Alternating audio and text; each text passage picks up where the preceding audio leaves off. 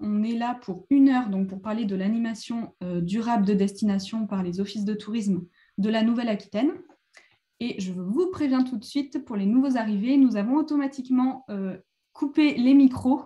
Et après, on va vous encourager pendant cette heure à tout simplement éteindre les caméras pour éviter de consommer trop de bandes passantes, parce qu'on va essayer aussi d'éviter la pollution numérique. C'est vrai que c'est pas mal ces outils digitaux, mais ils consomment énormément d'électricité et on est sur le sujet du développement durable, donc on vous encourage, non pas pour ne pas vous voir, c'est toujours agréable, on vous invitera à les rallumer à la fin, mais pour éviter de consommer trop de bandes passantes. On a également désactivé automatiquement les micros, mais on vous encourage à utiliser le module de conversation que vous avez en bas de votre écran. Donc, ce n'est pas le petit chat que vous voyez à l'écran, mais c'est le petit module. Et vous pouvez également régler l'affichage sur la fenêtre que vous avez en haut à droite. C'est la petite capture d'écran. Normalement, il est automatiquement réglé en standard. Donc, vous devez avoir ma présentation avec mon petit chat mignon en gros et puis les petites caméras en haut. Et vous pouvez également gérer la façon dont vous affichez les caméras, à les mettre soit en galerie, donc elles se présentent sur la droite de votre écran, ou à mettre en valeur un intervenant plus qu'un autre. Et vous pouvez également désactiver les participants qui n'ont pas de vidéo, ce qui vous permet d'avoir uniquement les différents participants qui vont témoigner lors de ce web séminaire. Et donc, pour commencer cette petite intro sur l'animation durable des destinations, je vais donner la parole à Jean-Baptiste qui va nous introduire nos premiers animateurs. Bonjour, merci Sophie, bonjour et bienvenue à toutes et à tous. Ravi de vous retrouver et vraiment chouette pour cette mobilisation. 1 heure à passer ensemble. À l'animation, c'est surtout Sophie. C'est pour passer un petit mot. Je suis vraiment en assistante de Sophie, en assistance de Sophie sur le web, sur le webinaire au niveau des questions, etc. On a aujourd'hui un petit clin d'œil, un remerciement à Michel Durieux qui devrait passer, qui est élu régional, délégué à la structuration et développement touristique et qui devrait nous passer un petit bonjour et dire quelques mots d'introduction qui ne devrait pas tarder. Claire qui est par là aussi, qui s'est connectée, Claire qui est chargée de mission au Pays Adore Land-Océane et qui est aussi administratrice de la MONA et qui suit particulièrement les sujets autour de l'animation durable de destination. Un gros merci aux collègues qui vont témoigner aussi pendant cette heure-là et puis à toi Sophie pour l'organisation de tout ça, qui est un petit point d'étape suite à la publication du guide inspirant et pratique de l'animation durable de destination. Donc écoute, je vais plutôt te passer la parole à toi, Claire, en prems, on va dire, et puis Michel, quand il arrivera, on se fera une petite pause pour lui laisser la parole. Et puis Sophie, je te laisse reprendre la main de l'animation générale. À toi la barre et la manœuvre, et on se dit à plus tard. Bonjour, merci à tous de participer, merci aux intervenants, à la MONA, à tout le monde. Donc, c'était juste pour vous dire un petit mot en tant qu'administratrice de la MONA, je représente les territoires associés. Et donc, je pense que la plupart d'entre vous le savent déjà, mais la MONA est fortement engagée depuis plusieurs années sur cette thématique du durable, au départ avec des formations éco-gestes à destination des salariés des offices du tourisme. Et puis, petit à petit, on a eu une forte accélération dès 2018 avec une structuration d'une boîte à outils, notamment de nouvelles formations. Donc, on n'était plus sur un module classique, mais des formations plus spécialisées. Un réseau d'experts qui sont peut-être venus déjà chez vous avec des personnes spécialisées sur le sujet qui viennent vous accompagner au sein des offices du tourisme pour inscrire au mieux le développement durable au sein de vos structures. Des micro-formations. Un dernier outil là, qui est sorti sur une grille d'autodiagnostic, d'auto-évaluation des structures au regard de leur implication au niveau du développement durable, que ce soit au niveau de leur stratégie, de leur programme d'action et autres.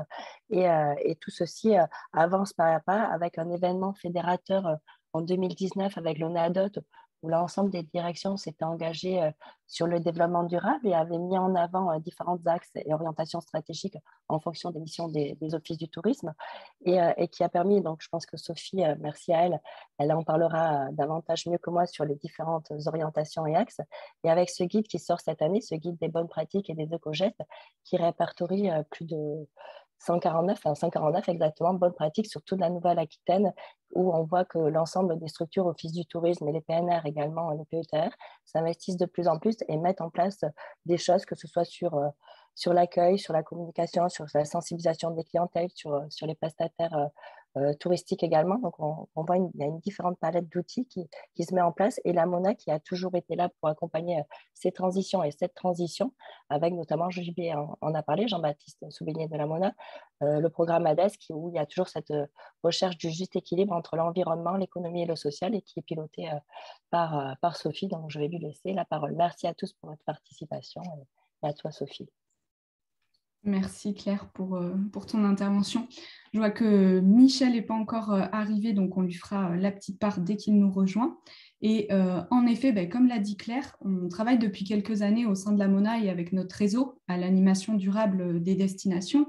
Et on y travaille à travers les 6 grands axes que vous voyez s'afficher à l'écran. Ces 6 grands axes, ils ont été réalisé lors d'une ADOT, donc où tous les directeurs des structures de Nouvelle-Aquitaine se sont réunis sur la thématique de l'engagement durable des structures et ils ont élaboré une feuille de route pour pouvoir s'engager. Et cette feuille de route, elle se compose tout d'abord de l'engagement de sa structure, de son office de tourisme dans le développement durable, donc comment développer son éco-exemplarité avant de pouvoir la diffuser à l'échelle territoriale. Ensuite, on a eu comment transmettre ces valeurs auprès des visiteurs, comment accompagner ses partenaires. On a également la relation avec la collectivité. Le développement durable est une mission de tous et il est nécessaire que chaque structure touristique travaille en harmonie sur son territoire et avec sa collectivité. Donc, comment à la fois on peut influer sur quelques questions et comment on peut également développer des sujets en commun. On a également la question de l'évaluation, la fameuse question des indicateurs. Actuellement, comment on peut repenser ces indicateurs en y incluant de l'éco-responsabilité. Et enfin, pas des moindres, la 6e thématique était comment communiquer sur son engagement, parce que une fois qu'on est un tant soit peu un peu exemplaire, il faut bien sûr qu'on puisse créer une dynamique territoriale et cela va passer par la communication. Ces 6 grandes thématiques, elles ont donc été regroupées à travers le programme ADES. Donc, nous, on aime bien les acronymes. ADES, c'est pour Animation durable des destinations. C'est un programme qui a pour objectif de valoriser tous les axes durables que peut mener une structure, que doit mener une structure, puisqu'à l'heure actuelle, on n'a plus le choix. Il y a des réglementations, il y a une urgence et il faut vraiment que l'on s'engage sur chacun de ces axes. Et nous, MONA, on est là pour accompagner le réseau à travers ces 6 grandes thématiques, mais également à travers d'autres thématiques qui peuvent se développer au fur et à mesure. Et comment on accompagne le réseau ? Par des actions de formation, par des accompagnements, mais aussi en les écoutant et en récoltant leurs bonnes pratiques. Et c'est vraiment ce qu'on a voulu faire cette dernière année. Pour ça, on a lancé une étude auprès de nos différents offices de tourisme que vous voyez s'afficher sur la carte de la Nouvelle-Aquitaine. Cette étude, elle a eu de nombreux répondants qui étaient également hors région et qui ont pu nous témoigner de leurs bonnes pratiques. Mais au total, on a eu 72% de notre réseau qui a répondu à l'enquête. Et ces 72% ont pu se témoigner à travers 6 grands axes d'engagement. On a pu voir qu'il y a 25 orientations dans ces 6 grands axes. Donc, c'est ceci qu'on va vous développer juste après. Et au total, ça nous fait pas moins de 149 bonnes pratiques. Alors, question technique, comment elles ont été récoltées ces bonnes pratiques ? Dans un premier temps, par un questionnaire qui a tout simplement été diffusé au réseau, mais aussi par des entretiens téléphoniques. Et on a eu Chloé Bonour qui était en stage chez nous sur la période et d'ailleurs qu'on remercie beaucoup parce qu'elle a mené pas moins de 50 entretiens téléphoniques où elle a pu échanger avec chacun d'entre vous pour savoir un petit peu quelles actions vous meniez au quotidien. Parfois, c'était très intéressant puisque vous n'aviez pas forcément conscience que ce sont des actions de développement durable, mais on les a bien et belles récoltées pour que vous puissiez vous en inspirer et les partager entre vous. Donc, ce guide, il est accessible. Aujourd'hui, l'objectif de ce web séminaire, c'est qu'on vous le résume. Hop, je vous le glisse au passage dans la conversation. Vous pouvez à la fois le télécharger ou le consulter en ligne. Et comme on parle du sujet du durable, je dois me rappeler que on va essayer de privilégier la consultation en ligne pour éviter de trop le télécharger et de trop l'échanger. C'est pour ça qu'on vous le met sur un lien. On parle aussi un petit peu de pollution numérique et ce lien vous permet de récolter toutes les informations en un seul et même endroit et réduire un petit peu notre impact digital. Donc, durant ce web séminaire, on va développer ces 6 grands axes d'engagement et vous allez découvrir les orientations des offices de tourisme. Et on va commencer tout de suite par l'engagement pour sa structure dans le développement durable. Et cet engagement pour sa structure, il se traduit chez nos offices de tourisme dans un premier temps par la sensibilisation et la formation de son équipe. Parce que c'est bien beau de parler de développement durable, mais souvent, on a encore trop tendance à l'associer à la notion environnementale et à oublier que le développement durable se base sur 3 piliers. Et en plus de l'environnement, on trouve toute une dimension sociale et toute une dimension économique. C'est vraiment important de prendre en compte le développement durable dans sa totalité, puisque les actions qui vont en découler peuvent du coup être sur les différents pans du développement. Et la clé pour cela, c'est de sensibiliser son équipe, de la sensibiliser régulièrement, non pas en one-shot. Et on a 41% du réseau des offices de tourisme de Nouvelle-Aquitaine qui, à l'heure actuelle, mènent une sensibilisation sur le développement durable. Et on aura un petit témoignage juste après. Et hop, je vois que au passage, Michel Durieux est dans la salle. Donc, on va attendre qu'il nous rejoigne. On pourra lui faire un petit mot dès qu'il arrive. Je vais le chercher parmi vous. Bonjour Michel. Hop. Bonjour. Super, vous nous entendez. Alors, normalement, je vous ai réactivé. C'est parfait. Vous avez l'honneur d'avoir la vidéo et le son réactivés. C'est bon. Super. Donc, on a débuté ce web séminaire, mais on tenait à ce que vous nous fassiez une petite présentation, puisque, comme on l'a dit, le développement durable est une stratégie de la région Nouvelle-Aquitaine et on voulait vous laisser la parole quelques minutes. Donc, si vous le voulez bien, la parole est toute à vous. Merci beaucoup et désolé pour ce petit retard de connexion. Effectivement, la stratégie de tourisme durable est inscrite déjà depuis plusieurs années dans notre schéma de développement touristique régional. Donc, c'est un enjeu puisqu'on s'est positionné comme voulant être, si on n'est pas encore, le devenir la première destination de tourisme durable en France. Alors, on a des atouts importants. Alors, on rappelle souvent, bien sûr, que tourisme durable, ce n'est pas juste la partie environnementale, même si elle a un poids qui est très important et non négligeable. C'est aussi essayer d'avoir un pilier qui est la partie économique avec un réel modèle économique pour nos acteurs finalement quand ils vont vers un impact sur l'environnement moindre. Et bien sûr, le dernier pilier qu'il faut toujours rappeler aussi, la partie sociale, avec 2 enjeux au niveau de la partie sociale dans le tourisme durable. Bien avoir une création d'emplois donc sur nos territoires. Donc cet enjeu permanent de regarder la création d'emplois et des emplois, bien sûr, de qualité.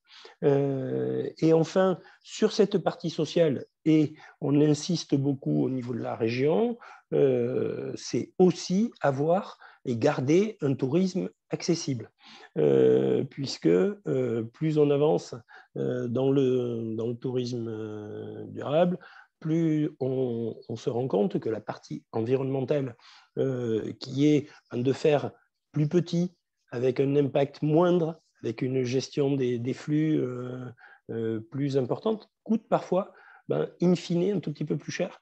Et finalement, on se retrouve avec des populations qui ne peuvent plus, entre guillemets, prendre des vacances. Donc là, on a tous ces enjeux qui sont importants. Et donc la région, par son règlement d'intervention, et aussi par l'intermédiaire de ces agences comme le CRT, la MONA ou ADI. On peut accompagner à la fois techniquement sur l'évolution des projets, mais ensuite, avec le règlement d'intervention, on intervient finalement économiquement et financièrement pour arriver à supporter ces enjeux d'adaptation ou de transformation. Et là, on est vraiment dans une politique à moyen et long terme sur lequel on accompagne, on déclenche, et ensuite, derrière, il faut bien qu'on vérifie qu'il y ait bien ce modèle économique qui permet à ces acteurs, une fois aidés initialement, sont susceptibles d'arriver à continuer à vivre et à se développer. Un autre point, c'est en termes de promotion et d'information, c'est bien être conscient que le premier rôle important, et là le CRT joue aussi son rôle, et la monnaie et les offices du tourisme aussi, c'est d'identifier ceux qui ont déjà finalement une action ou un service qui correspond à cet axe stratégique et politique régional, pour, une fois qu'on les a identifiés, pouvoir créer des flux vers ces acteurs et, le cas échéant, les aider à se consolider pour qu'ils atteignent finalement leur seuil de rentabilité. Donc, on le voit, c'est un objectif global sur du moyen long terme, avec des aides immédiates, et les fonds actuellement aussi de REACT-EU, donc des fonds européens pour le redémarrage actuel du tourisme, une grosse partie de ces fonds sont finalement pensés pour faire cette transformation et cette adaptation. Donc, là, tous les travaux qui sont réalisés par la MONA et la création d'un guide, c'est important parce que c'est ce qui permet finalement d'arriver au niveau des territoires, au niveau des acteurs, à une réelle politique de tourisme durable, on va dire coordonnée, mais aussi structurée. Parce que ce qui est important, c'est qu'il y a souvent des initiatives individuelles ou des destinations ou des acteurs. Après, maintenant, il faut arriver à en faire une cohérence et finalement une action aussi qui soit une offre réelle et qui corresponde à des attentes réelles aussi de marché. Et ça, c'est un peu tout ce qu'il faut vérifier de façon permanente. Et là, les agences régionales ont un rôle très important à jouer. Voilà à peu près les axes qu'on peut développer. Après, je ne sais pas, dans le déroulé, je vais écouter et puis à certains moments peut-être intervenir. Vous avez très bien résumé la situation et ce qu'on était en train de dire, comme quoi c'est vraiment une première démarche collective. Et merci Michel pour ce rappel. Et donc en effet, comme on l'a dit, durant ce web séminaire, on va s'attarder à dégager les 6 grands axes d'engagement que mènent actuellement les offices de tourisme en Nouvelle-Aquitaine. Et puis, on va voir comment ils réalisent leurs bons exemples. Merci encore, Michel. Et du coup, je vous remets à la diapositive actuelle, donc vraiment à l'engagement de la structure. Donc, comme on vient de le préciser, il faut que ça soit une démarche collective de la part de l'office de tourisme, et cela passe par la sensibilisation de tous les salariés. Et on a 2 très bons exemples juste après qu'on verra à la fin. On a également un autre axe qui passe par la mise en place tout simplement d'éco-gestes au bureau sur son lieu de travail. Et ces éco-gestes, il faut savoir qu'il y a 86% des offices de tourisme de Nouvelle-Aquitaine interrogés qui en pratiquent au quotidien. Donc, si vous aussi, ça vous intéresse, on a notamment l'ADEME, et j'ai vu que Raphaël était par là, qui a mis à disposition un guide des éco-gestes sur nos lieux de travail et qui est très intéressant et permet déjà d'avoir toute une liste des premiers éléments à mettre en place. On a également des initiatives, dans le guide, vous pourrez le découvrir, plus anecdotiques. On a par exemple l'Office de tourisme de Limoges, qui est le premier office de tourisme à notre connaissance à avoir mis en place un lombricomposteur dans ses locaux pour pouvoir tout simplement composter les déchets de chacun des salariés qui mangent sur place. On a aussi d'autres axes d'engagement, comme le fait de trier ces déchets avec des entreprises spécialisées, de s'engager dans des démarches normatives, comme l'a fait Bordeaux avec l'ISO 20121, où on a également le fait de mettre en place des actions, des chartes internes. J'ai aperçu tout à l'heure Solène, en Val-de-Garonne, c'est le cas. Il y a une charte interne que l'équipe s'engage à respecter, ce qui permet de les sensibiliser, mais aussi de les former sur un plus long terme. Et quand on parle d'engagement de la structure, on parle également de qualité de vie au travail. Et pour ça, à la MONA, on accompagne sur un programme qui s'appelle l'Entracte, qui a pour objectif d'accompagner les managers vers une transformation quotidienne de leurs pratiques pour en fait, mettre tout le bon terreau pour que cette qualité de vie au travail se développe. C'est le cas sur certains de nos offices. On a par exemple à Bidart, la structure a décidé de mettre à disposition un abonnement dans une salle de sport pour que le personnel aille se défouler. Je suis sûre que certains d'entre vous, en fin de saison touristique, pourraient en avoir besoin. Donc, ça peut être une des actions qui fait partie de la qualité de vie au travail, mais on a aussi des actions quotidiennes, comme la logistique des réunions, le fait d'organiser des réunions tournantes. Ça, on a notamment Alice qui l'a mis en place en Creuse Sud-Ouest, ou encore le fait de développer une culture d'entreprise. Et ça, c'est un travail qui a été réalisé par l'Office de tourisme de Brive, qui a vraiment travaillé à l'échelle d'une grande entreprise sur la création d'un guide de la culture d'entreprise qui explique les valeurs à travers un manifeste et puis les différents éléments que peuvent retrouver les salariés pour se sentir bien au quotidien sur leur lieu de travail. On a également un autre axe de l'engagement dans la structure qui est le travail sur les mobilités douces. On en parlait précédemment, c'est indispensable qu'un office de tourisme travaille avec sa collectivité et 11% de notre réseau travaille avec la collectivité sur le fait d'avoir des mobilités douces. Donc ça peut se traduire par le fait tout simplement d'avoir des véhicules un peu plus respectueux, des véhicules par exemple plus grands pour pouvoir se déplacer collectivement lors de réunions d'équipe, ou alors des véhicules à énergie réduite. On peut également avoir une politique interne sur les transports pour favoriser le fait de prendre le vélo ou les mobilités douces. Et on peut également avoir des activités plus ludiques. C'est le cas à Bidart aussi, et il y a Eugénie également qui l'a mis en place. Ils ont mis en place des challenges de mobilité douce. Donc on retrouve l'aspect ludique entre collègues, de pouvoir se défier pour pouvoir tout simplement réaliser un geste pour l'environnement.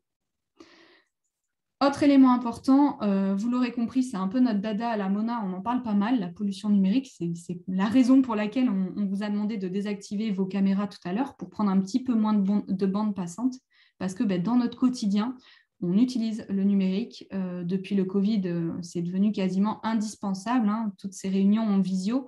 Et pourtant, ça a un impact bien réel sur l'environnement, puisque ça a un impact à la fois sur l'utilisation des terminaux, mais aussi de l'énergie.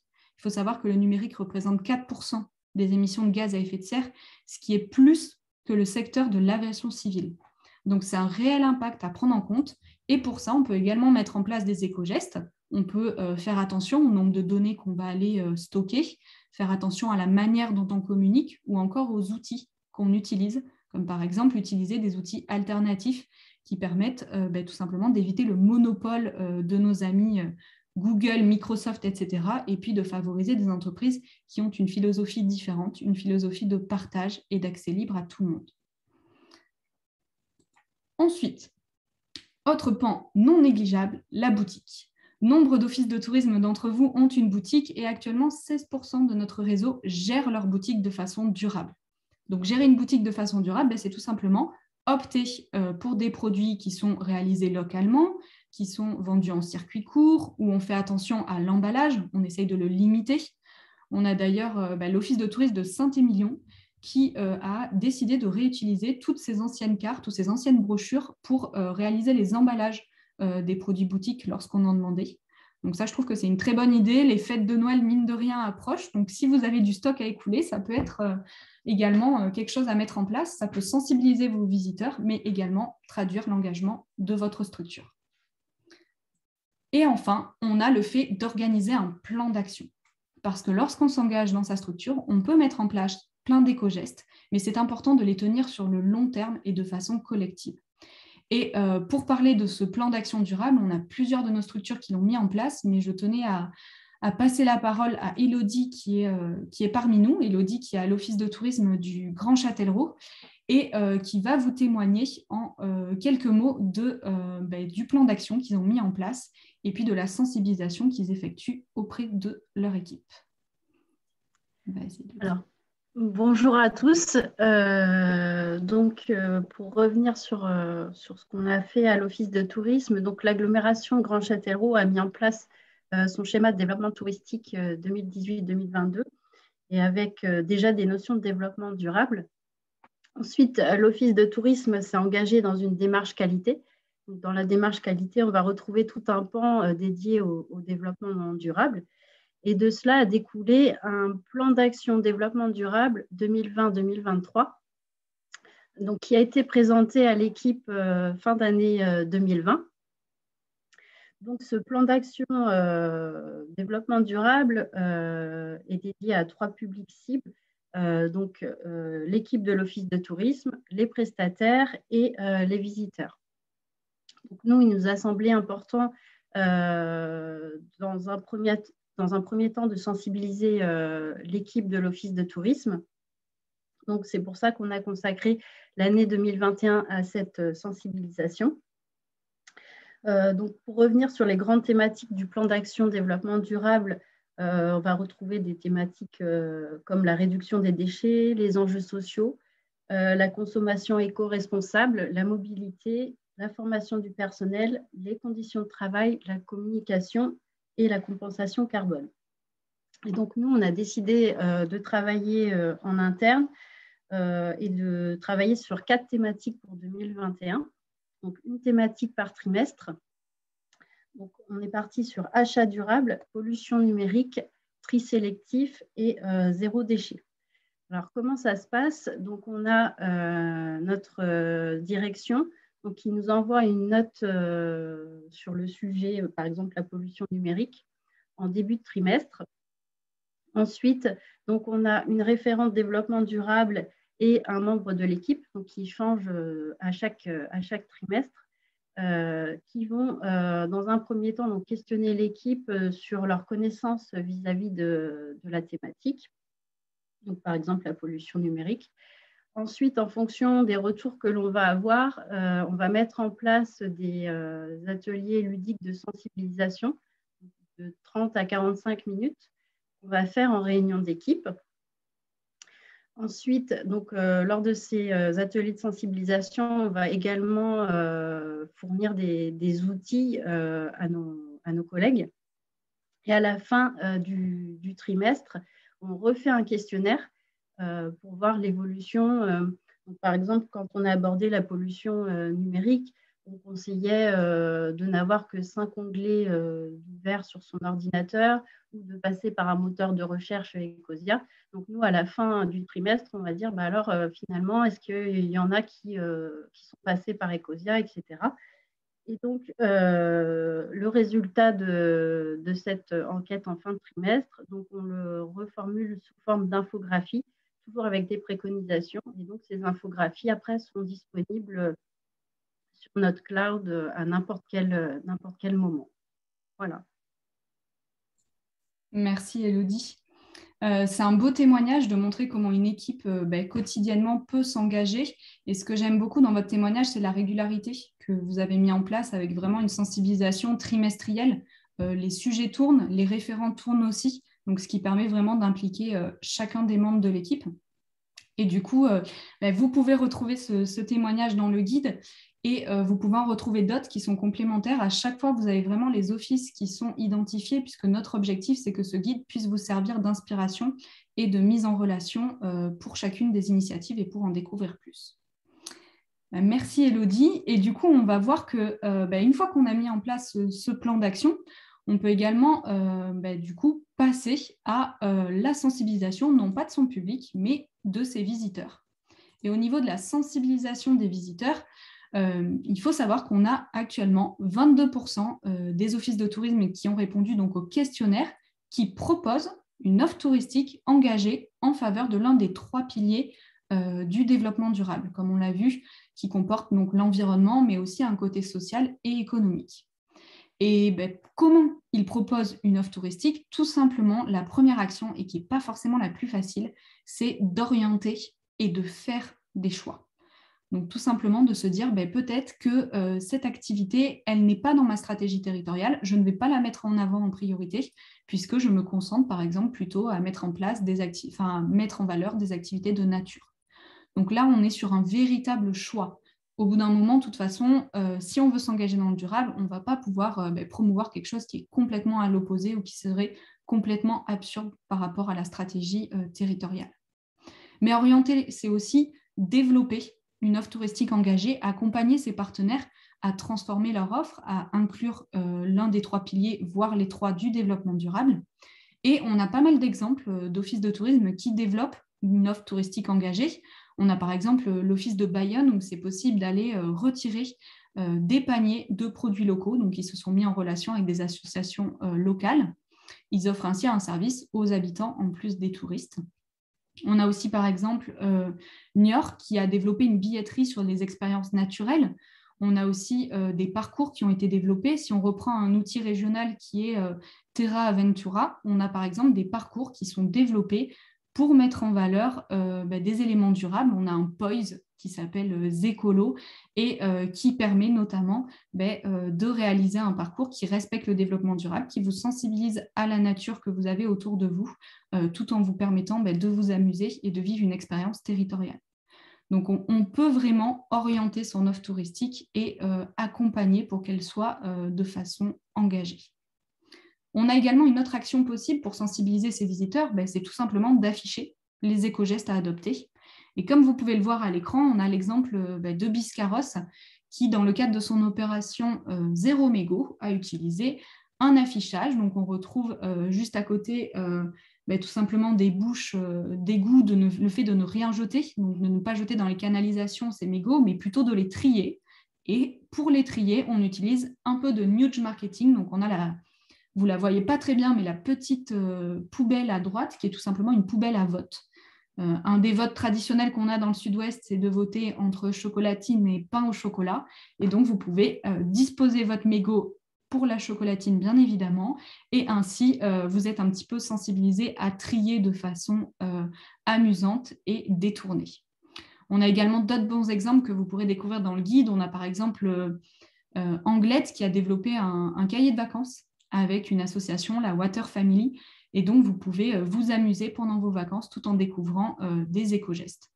Et cet affichage, il peut se faire partout. On n'est pas forcément obligé d'utiliser du nudge marketing ou d'aller sur des investissements, tout simplement d'afficher les éco-gestes que vous, office de tourisme, vous menez au quotidien dans vos locaux ou sur vos brochures. C'est déjà une manière de sensibiliser les visiteurs. On peut également les sensibiliser en limitant la distribution de brochures. Et pour nous, ça a été la statistique un petit peu révélatrice. On a 66% du réseau qui limite la distribution de brochures papier.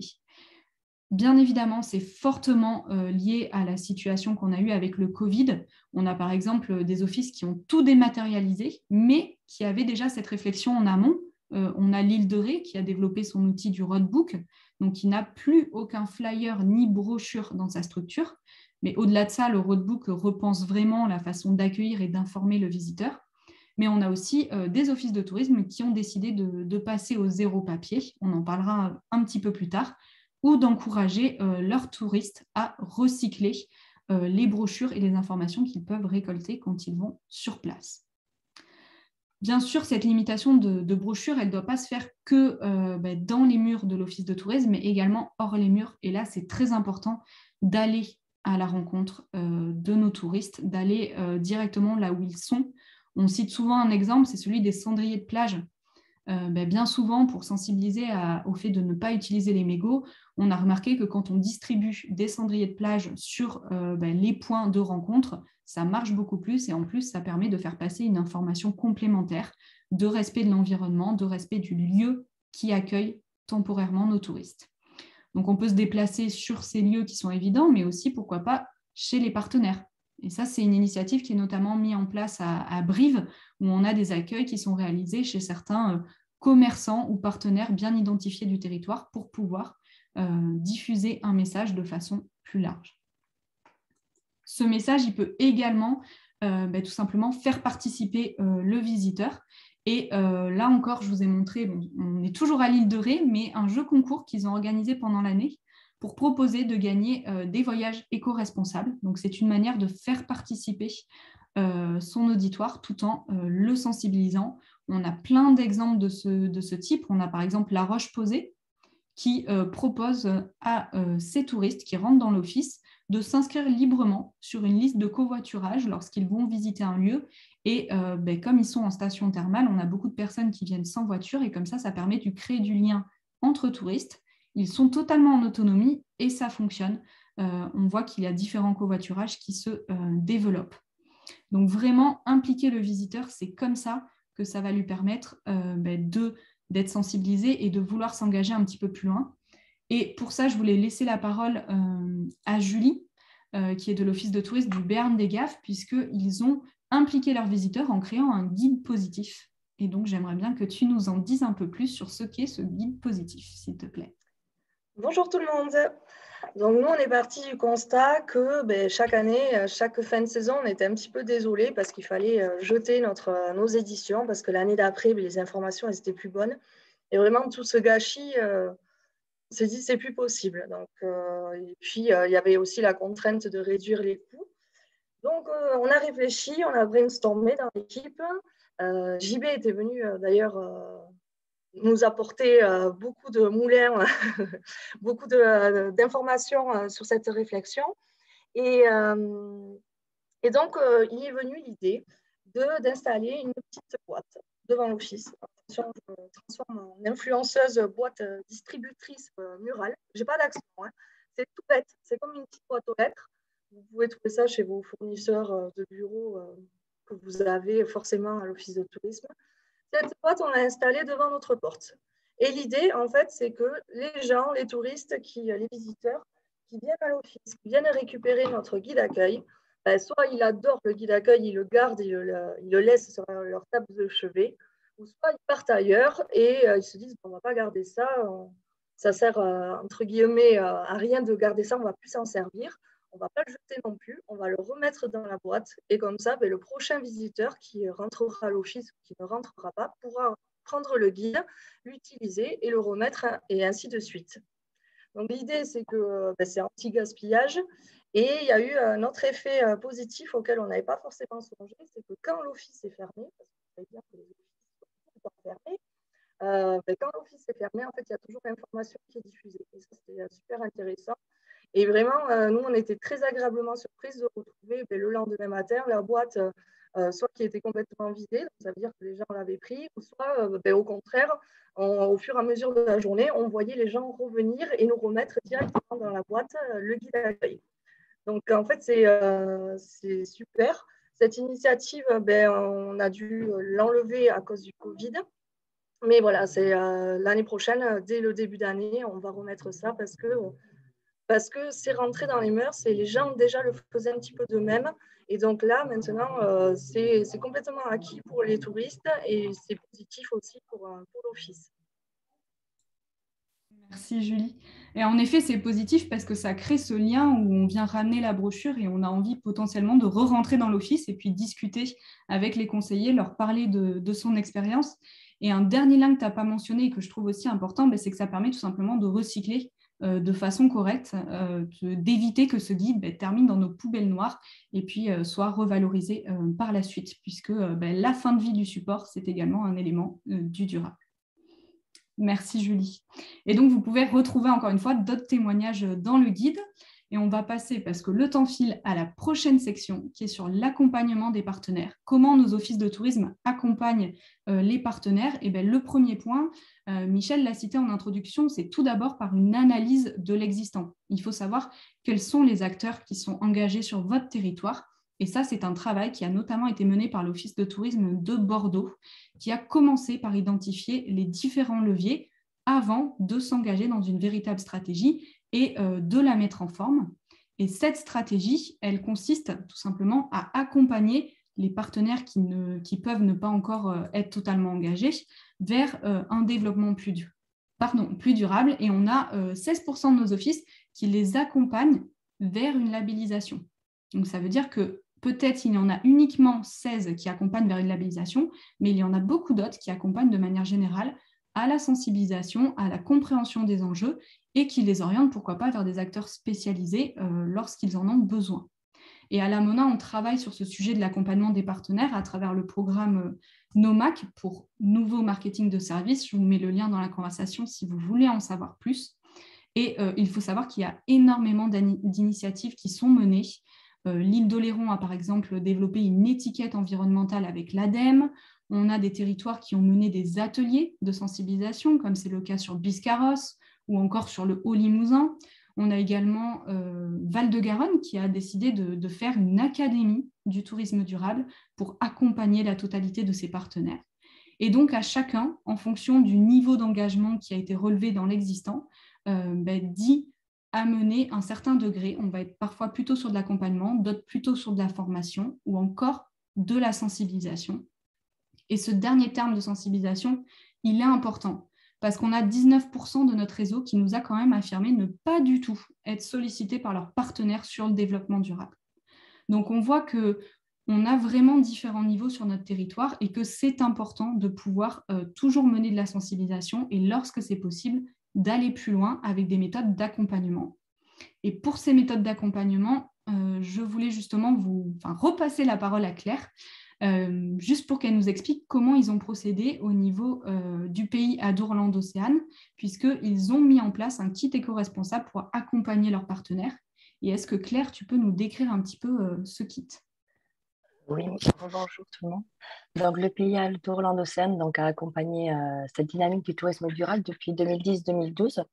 La première étape, ça a été de fédérer un réseau d'acteurs qui a souhaité mettre en place une première charte tourisme durable. Donc, on avait beaucoup échangé sur le terme du tourisme durable, écotourisme, etc. Donc, le choix avait été fait de travailler sur le tourisme durable avec cette charte qui avait des items très classiques. On avait 5 items: les achats, l'énergie, eau, la biodiversité, les déchets et la sensibilisation. Et donc, l'idée, c'était de permettre à chaque office du tourisme d'avoir cette charte, déjà d'être formé sur cette charte et de pouvoir accompagner chaque prestataire qui souhaitait s'engager sur l'intégration de ces critères au sein de sa structure. Donc, en fait, l'idée a été de créer tout de suite une boîte à outils dont le kit éco-responsable qui est en photo là en fait partie. Ce kit, c'était de pouvoir permettre d'évaluer en fait l'engagement des structures par rapport aux critères de la charte et d'avoir directement quelque chose qui permettait d'avoir une vision de son engagement par rapport aux critères. Donc, dans le kit, en fait, il y a un débitmètre à lecture directe pour mesurer la quantité d'eau débitée par les robinets ou autres. Donc, ça, c'est intéressant. C'est un des aspects du kit éco-responsable qui est le plus je trouve pas le terme, qui est le plus qu'on voit directement en fait dès qu'on va chez le prestataire et qu'on lui demande à quel débit, quel est le débit de son robinet. Donc on voit directement le débit, on allume l'eau et on boit 1 litre, si c'est 6 litres, 8 litres, 12 litres par minute. Nous, notre charte, elle est à 8 litres par minute. Et donc directement, on peut faire le constat. Et lorsque l'on est sur des hébergements un peu plus anciens, on a également dans le kit 2 régulateurs, limitateurs de débit d'eau. Donc on défait le robinet, on peut mettre ces régulateurs et on voit directement l'évolution avec un régulateur ou sans régulateur et limitateur de débit. Donc ce kit, voilà, il a été fait pour permettre de visualiser directement auprès du prestataire le fait de réguler, par exemple, l'eau. Ensuite, il y a un Sanisac Eco pour les toilettes. Donc ça, c'est pour voir quand on n'a pas un système de double chasse d'eau notamment ou autre, voilà, de pouvoir réguler ces chasses d'eau. Un kit d'analyse de la dureté de l'eau. Donc là, c'était pour voir si l'eau était douce, pas douce et pouvoir permettre de limiter sa quantité de lessive, un calculateur d'énergie pour mesurer la consommation des appareils électriques. Donc ça, c'est lorsqu'on change son appareil électrique ou pour se donner une idée de la consommation de ces appareils. Et ensuite, pour le ménage plus écologique, on avait mis un pot de pierre d'argile et des huiles essentielles avec des recettes également qu'ils pouvaient faire. Donc l'idée, voilà, c'était de se dire, on donne des outils très pratico-pratiques. Et donc ce kit, il est au sein de chaque structure Office du tourisme. Et donc l'idée, c'est lorsque l'on va faire le diagnostic au sein d'un prestataire qui souhaite s'engager, on utilise ce kit-là. Et il est également à disposition pour ceux qui le souhaitent et qui veulent l'utiliser. Donc, on en était là. Et là, cette année 2021, on a fait évoluer notre charte donc, pendant toute cette fin d'année. Donc là, elle évolue et donc on a conforté les critères. Dans tous les cas, on les a consolidés, les premiers critères. Et on a souhaité en rajouter d'autres, notamment sur la pollution numérique, sur le côté solidaire et social, et bien sûr le côté sanitaire, également tout ce qui est qualité de vie au travail avec une amorce de RSE. Donc en fait, voilà où c'est qu'on en est, à peu près. Super, merci Claire. Donc en effet, cet outil, ce qui nous paraissait très intéressant, c'est qu'il permet à la fois de s'évaluer en autonomie, mais aussi d'être une véritable démarche d'accompagnement des partenaires, puisque du coup, on peut, lorsqu'on se rend compte du débit d'eau ou de la consommation de ces équipements, accompagner ces partenaires pour changer ces équipements, pour disposer d'aide, etc. Donc c'est un véritable travail qui demande une connaissance mais tout simplement de ces acteurs. Et en parlant de connaissance des acteurs, on a le comité régional du tourisme de Nouvelle-Aquitaine qui est actuellement en cours de finalisation d'une étude qu'ils ont lancée et qui va recenser du coup toutes les actions menées par les socioprofessionnels des différents territoires. Donc cette étude, elle devrait, je crois, voir le jour début 2022 ou d'ici la fin de l'année. Et donc, elle vous permettra d'être un outil complémentaire à l'identification des besoins des différents professionnels. Mais ces outils, ils ne vont pas sans le prochain thème, sans un travail de façon globale, notamment avec la collectivité. Donc cette thématique, je la nuance toujours. Elle s'appelle « Comment influer sur sa collectivité ?» puisqu'on est situé du point de vue de l'Office de tourisme. Mais on pourrait très bien le voir dans l'autre sens, puisque la collectivité peut également influer sur l'Office de tourisme. Tout dépend de qui sera engagé, entre guillemets, en premier. Et pour influer sur sa collectivité, la première chose qui est primordiale, c'est tout simplement de connaître et d'échanger avec son écosystème local. Et là, on avait des statistiques de nos offices de tourisme. On a 10% d'entre eux qui nous disent vraiment militer pour un tourisme durable auprès de leur collectivité. Donc, ce sont 10% qui sont engagés et qui ont envie d'aller plus loin. Et on a 30% qui disent connaître les projets de leur collectivité, mais ne pas forcément aller plus loin. Et c'est déjà très bien, puisque la première étape, c'est de savoir quels sont les différents services qui sont présents sur votre collectivité, comment ils travaillent, qu'est-ce qu'ils mettent en place, de créer des premiers échanges et après, de pouvoir tout simplement collaborer et créer des partenariats. Et on a 34% de réseaux qui collaborent. Donc, ça peut être sur des projets globaux, sur, par exemple, être intégré aux discussions du plan climat s'il y en a un sur sa commune, mais ça peut être aussi travailler sur des projets très précis. On a par exemple le Pays Ruffécois qui travaille sur les déchets avec sa collectivité, qui a d'ailleurs mis tout en place un système d'indicateurs, etc. On a Aigleton qui travaille sur la randonnée avec sa commune, donc vraiment une compétence à ce moment-là qui est partagée. Où on a encore, tout à l'heure j'ai vu Marine, à Seignos, on a une campagne de sensibilisation qui a été menée à la fois pour les habitants mais aussi pour les touristes. Et ça, c'est un travail qui a été fait en collaboration entre la collectivité et l'Office de tourisme.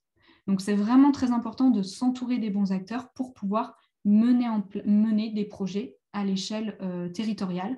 Et donc là, vous voyez à l'écran, s'affichent d'autres exemples que vous pouvez du coup retrouver dans le guide que je vous ai partagé tout à l'heure. L'avant-dernier point, c'est le fait d'évaluer. Évaluer tout simplement son engagement, mais non pas à travers des critères qu'on peut avoir de façon traditionnelle, mais évaluer son éco-responsabilité. Et comment on fait ? Tout simplement en mesurant régulièrement ses actions. Ça peut passer par des gestes qui nous paraissent anecdotiques. On a par exemple 53% des offices de tourisme qui évaluent depuis le Covid plus régulièrement leur stock de brochures, puisque on a eu toute une problématique sanitaire qui nous a amené à repenser notre distribution de flyers et de brochures et tout simplement évaluer son stock, évaluer la manière dont on distribue. Ça nous permet par la suite d'évaluer la manière dont on doit créer. Est-ce qu'on se base sur une grosse brochure? Est-ce qu'on va se contenter plutôt d'un magazine, etc. À combien d'exemplaires on l'imprime? Parce que imprimer, ça a un coût environnemental. On en a aussi après un transport, etc. Donc, le fait de mesurer ces actions va permettre tout simplement de pouvoir les ajuster. Ça va aussi permettre d'élargir ces indicateurs. Une fois qu'on a acquis les indicateurs entre guillemets de base, on va pouvoir y rajouter des critères d'évaluation durable. Et on a 14% du réseau qui a déjà réfléchi à des critères complémentaires. On a par exemple Saint-Émilion qui analyse sa consommation d'énergie. À Bidart, on analyse la pesée des déchets. Du côté de Landes-Atlantique Sud, on analyse le stockage des données numériques, puisqu'il a un poids. On analyse également les partenaires du territoire qui sont engagés dans des démarches durables, du côté du Haut-Limousin. Ou, autre exemple que je m'étais noté, celui du Senianx qui analyse son pourcentage d'achats responsables. Toutes ces données, elles vont vous permettre d'élargir vos indicateurs et d'avoir des éléments complémentaires qui vont pouvoir appuyer votre stratégie durable et qui vont pouvoir permettre de vous améliorer, puisque bien sûr, ces indicateurs servent à l'amélioration continuelle. Et pour ça, on vous a mis ici 2 outils qui sont donc ouverts. On a l'outil pilote qui vous permet tout simplement avec la fédération d'analyser différents critères, dont l'indice de touristicité de votre territoire, qui vous permet de calculer la manière dont votre territoire peut accueillir ou pas des flux touristiques. Et on a aussi la grille d'auto-évaluation qu'on a créée à la Mona avec un petit groupe de travail des offices de tourisme, donc qui est accessible au réseau néo-aquitain et qui permet un petit peu d'évaluer votre engagement et surtout d'obtenir des préconisations et des contacts pour aller plus loin. Donc, c'est vraiment un outil technique qu'on vous encourage à utiliser et à nous témoigner, à nous faire vos retours pour pouvoir les améliorer et pour pouvoir travailler de manière plus globale sur cette question des indicateurs et pour pouvoir la faire évoluer. On a notamment l'association Acteurs du tourisme durable qui travaille sur cette question des indicateurs. On a pas mal de personnes qui se renseignent pour pouvoir les faire évoluer et sortir de l'analyse traditionnelle qui est surtout une analyse liée au chiffre d'affaires, mais pouvoir y inclure vraiment des critères de qualité de vie au travail, de dépenses environnementales et d'impact. Donc vraiment, ne pas négliger ces indicateurs. Et le dernier point qu'on voulait, super, je vois que Juliette nous envoie le lien, c'est parfait, on a en effet du coup le guide des indicateurs de ATD, donc vous pouvez l'avoir dans la conversation qui pour rappel est juste en bas et qui vous permet du coup d'en savoir plus sur ces indicateurs et de vraiment les mettre en place dès le début, puisque c'est vraiment ce qui va permettre d'améliorer vos actions et également de pouvoir vous comparer entre vous et ainsi de faire progresser l'engagement durable de manière plus globale. Et on en arrive au dernier thème qui est la communication. Donc, le fait de pouvoir communiquer sur ces engagements, c'est primordial. Pourquoi ? Parce que c'est par la communication qu'on peut témoigner et qu'on peut encourager les initiatives. C'est tout simplement ce qu'on fait aujourd'hui. Et pour ça, le premier point que je tenais absolument à vous détailler et que les offices de tourisme mettent en place, c'est la lutte contre le greenwashing et le greenhushing. Pour le greenwashing, vous le connaissez, c'est tout simplement le fait de verdir ses actions, donc de un petit peu tromper son message. On ne va pas vous citer des exemples, mais des grandes marques de lessive le font depuis des années. La lessive devient verte et puis comme par magie, elle devient durable d'un coup. Non, il faut absolument lutter contre ce message puisque ça peut vraiment se retourner contre vous. On ne communique durable que si on a un engagement. Mais attention, ça ne veut pas pour autant qu'il ne faut pas communiquer. Et c'est justement la définition du greenhushing. C'est le fait de chuchoter, littéralement, donc c'est-à-dire de masquer son engagement. Et on a quand même 8% du réseau des offices de tourisme en Nouvelle-Aquitaine qui déclarent le faire, qui déclarent ne pas communiquer parce qu'ils ne se sentent pas légitimes. Et pourtant, même la plus petite action, même ces éco-gestes qui devraient être mis en place depuis des années, on voit qu'ils ne le sont pas forcément. Donc c'est important sans pour autant en faire des caisses, mais tout simplement de dire qu'on a engagé et d'inciter le plus grand nombre possible à le faire pour vraiment développer une stratégie de manière globale. Cette stratégie de manière globale, elle passe par une communication qui est responsable. C'est un nouveau pan de la communication, c'est tout simplement le fait de respecter certaines règles de déontologie, le fait par exemple de refuser de faire la promotion d'un comportement ou d'une activité négative, le fait de respecter son public est très important, d'en respecter la diversité, de pouvoir porter les bons messages de la bonne manière. Et on a par exemple, là je vous ai mis cette capture un petit peu floue, mais qui est tout simplement la ADT 64 qui a mené un travail avec l'agence My Destination sur en fait, leur communication, leur charte éditoriale, et qui s'est engagée pour pouvoir communiquer de manière différente sur ces réseaux sociaux. Le fait de pouvoir promouvoir peut-être plus des sites naturels, ils ont développé un système de scoring. Donc vous le voyez, on a vraiment le lien avec l'évaluation qui est important pour pouvoir identifier si la publication est responsable ou pas, si le message est bien mené et si les interactions créées avec la communauté le sont de façon positive ou pas. Donc on voit vraiment qu'on a une réflexion sur la communication qui ne se fait pas sans arguments, sans un travail sur le ton, la charte, les supports, etc. Le fait de porter les bons messages, on l'a vu beaucoup cet été, c'est par exemple l'engagement qu'a mené les Calanques, qui ont réduit leur communication, puisqu'ils sont soumis à des phénomènes de surfréquentation, et ils ont décidé de communiquer sur les mauvais aspects, entre guillemets, de leur destination, le fait que l'eau est froide, les chemins parfois dangereux, et donc tout simplement de pouvoir réduire un petit peu la fréquentation. Au niveau Nouvelle-Aquitaine, on a aussi Guéret qui l'a effectué cet été. Ils ont arrêté de communiquer sur un lieu qui était très fréquenté pour pouvoir tout simplement valoriser d'autres lieux et mieux répartir les flux touristiques à l'échelle de la destination. Quand on communique de façon responsable, un point hyper important et qui nous tient à cœur, on veille également à l'accessibilité et au respect de la vie privée. Le respect de la vie privée, il se fait par les outils qu'on utilise.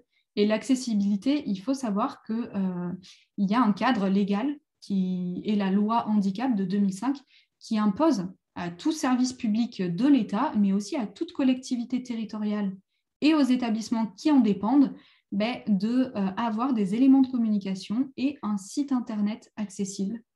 Il y a un article très intéressant que je vais vous glisser dans la conversation qui a été fait récemment sur le blog itourisme.info et qui détaille tout ceci. Mais c'est vraiment très important.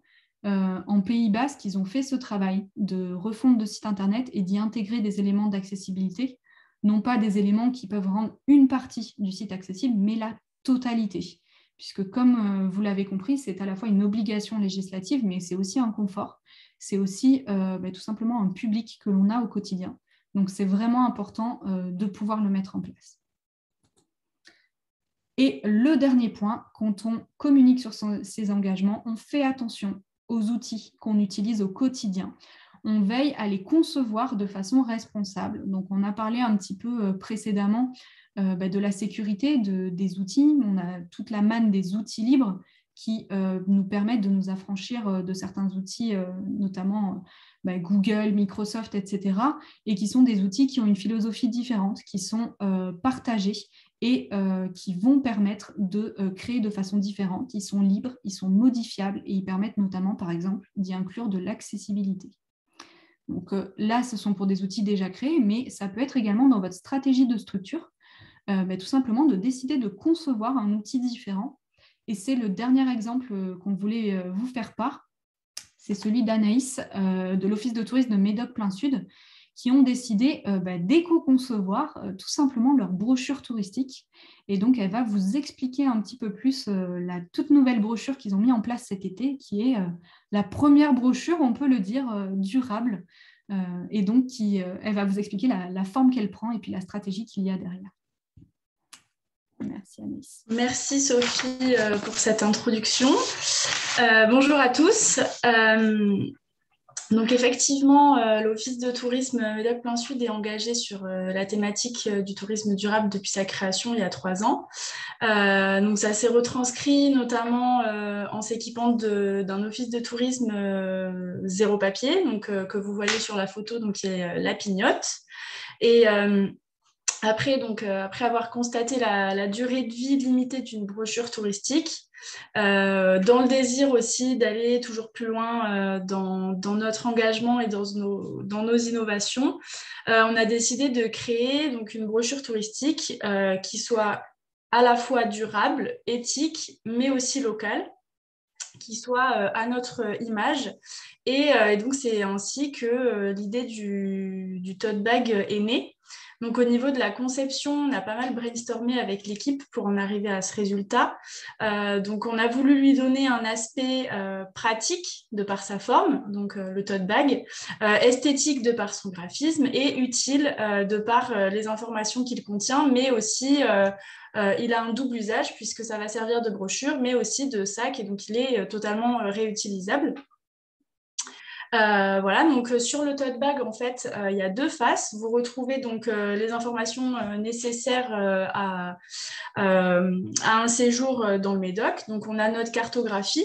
Donc, la cartographie, c'est une carto qu'on a créée, mais par souci de place, on n'a pas réussi donc, à intégrer la totalité de la carte. Donc, le Nord-Médoc ne figure pas dessus. On a aussi nos coordonnées. Donc ça, c'est sur la 2e face. On a nos coordonnées et les principales activités qui sont en fait liées à des QR codes qui renvoient vers des liens directs, principalement donc, vers notre site internet. On a notamment les activités en famille, les activités aquatiques, les activités nature. On a aussi d'autres informations comme les horaires du bac, par exemple, qui renvoient vers le site internet concerné du département. Voilà, donc en fait, c'est un bon moyen d'obtenir une information rapidement et efficacement, tout en ayant voilà, cette double utilité qui était importante à nos yeux. Donc, pour la création de ce tote bag, on a travaillé avec BioEcoPrint, donc c'est un imprimeur local qui est basé à Lacanau. Le sac est issu d'un grossiste aquitain. Et le tissu utilisé est 100% coton, certifié label Ocotex et détient un label EVE vegan.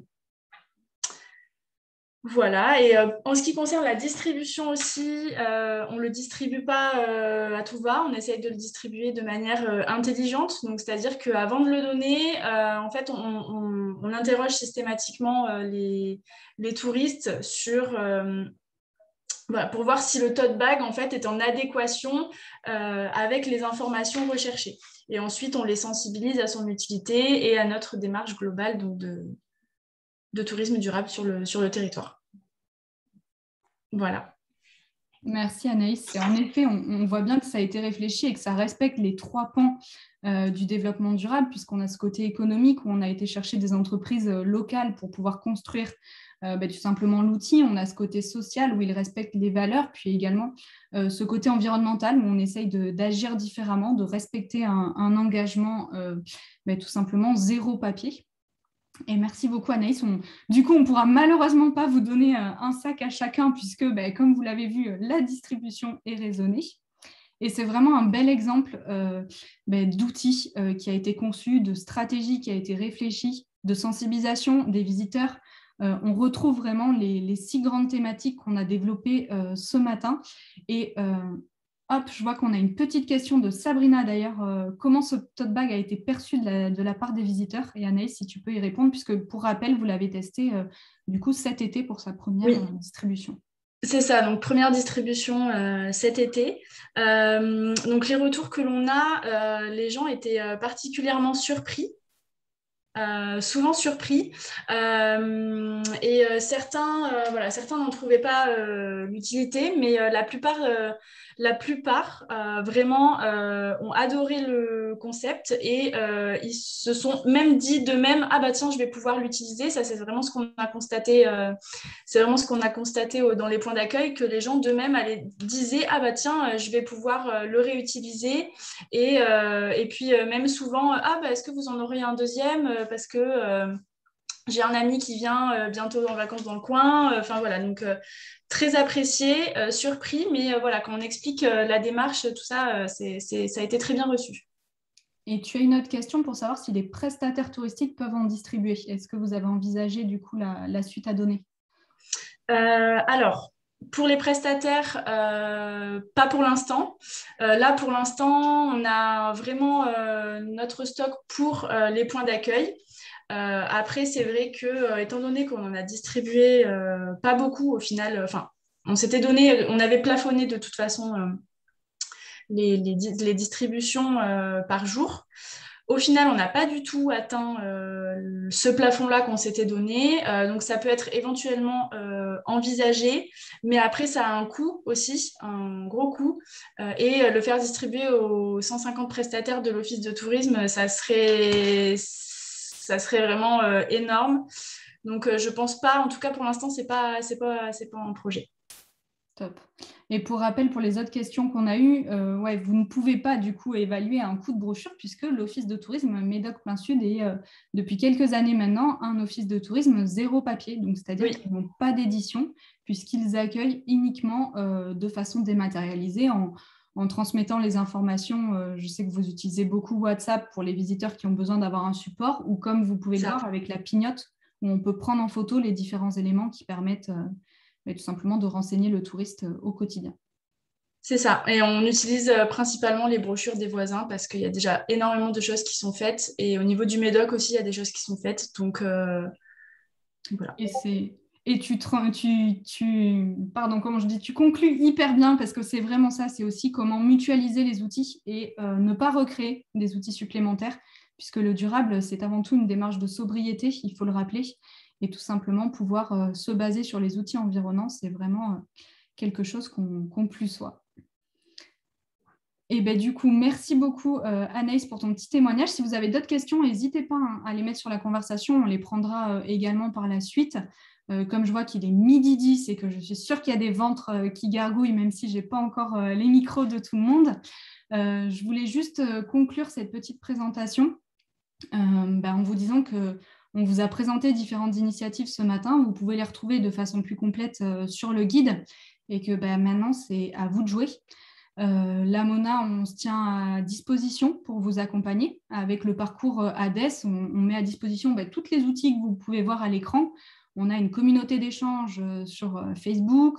On a sur notre site internet un centre de ressources, la grille d'auto-évaluation. On mène également des actions de formation, accompagnement et sensibilisation en e-learning. On a un réseau d'experts, j'en ai aperçu certains d'entre eux, qui peuvent dispenser des formations, qui peuvent vous accompagner. Et l'année prochaine, on développe également la question du numérique responsable, qui est pour nous une question primordiale à l'heure actuelle dans un parcours. Donc, notre guide, notre programme de formation sort d'ici la fin du mois. Donc, vous pourrez avoir accès à tout ceci. Et puis, surtout, merci pour votre participation. Le sujet est important. N'hésitez surtout pas à nous faire part de vos témoignages. Je vous ai glissé mon adresse mail, elle est à l'écran également dans la conversation. Et si vous avez des questions, si vous avez un témoignage à nous apporter, on est convaincus que la valorisation de ces initiatives vont permettre d'engager les territoires de manière plus globale. Donc surtout, n'hésitez pas. Et merci à tous.